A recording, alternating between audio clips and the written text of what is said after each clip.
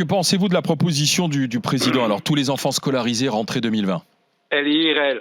Franchement, elle est irréelle. Moi qui suis parent d'un enfant avec une déficience intellectuelle profonde, un autisme particulier et une épilepsie pharmacorésistante, moi j'ai tout connu.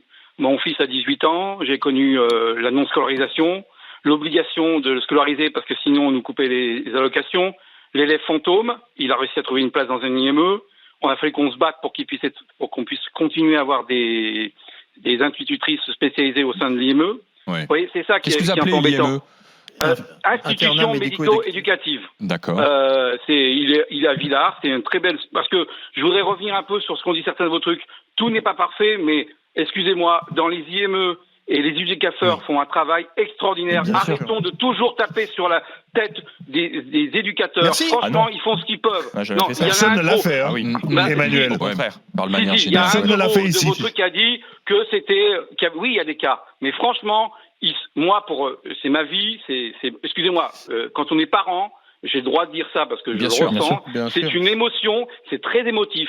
C'est franchement, et l'accessibilité, pleine citoyenneté. Mon fils est incapable de parler. Mon fils n'est pas propre. Vous savez ce que c'est pour des familles qui sont toujours en train de se battre. J'ai l'impression que tous parents, que les parents que j'entends, ils vivent la même chose que moi. Il y a 5 ans, on n'avance pas. Il faut avancer. Je veux dire, ils font des choses bien. Alors, Emmanuel, Emmanuel, vous savez, les problèmes sont rigoureusement identiques pour les seniors dépendants. On est exactement dans les mêmes situations avec des personnes qui ne sont pas nécessairement propres, qui ne peuvent pas s'exprimer. Et curieusement, on se retrouve face aux mêmes montagnes à gravir. Mais excusez-moi. Donc il y a un vrai problème. Oui. Allez-y.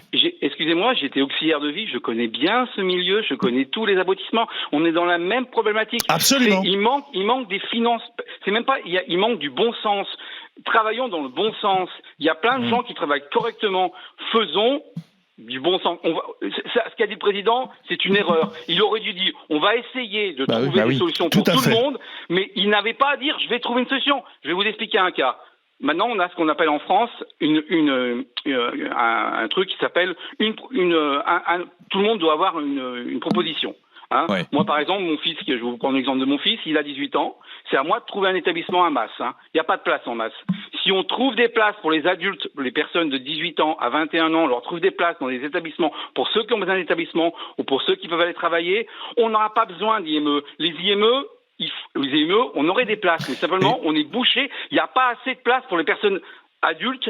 Hein, dans certains, mais par exemple, Emmanuel, qu'on comprenne bien. Excusez-moi. Non, mais je vous en prie. Au contraire, c'est à travers des cas comme le vôtre qu'on peut comprendre. Et c'est très émouvant, parce que quand on met handicap, il y a toutes sortes de handicaps, toutes sortes de scolarisation. Vous, c'est un handicap lourd qui nécessite une scolarisation dans un établissement qui soit bien spécifique. On est d'accord, Emmanuel?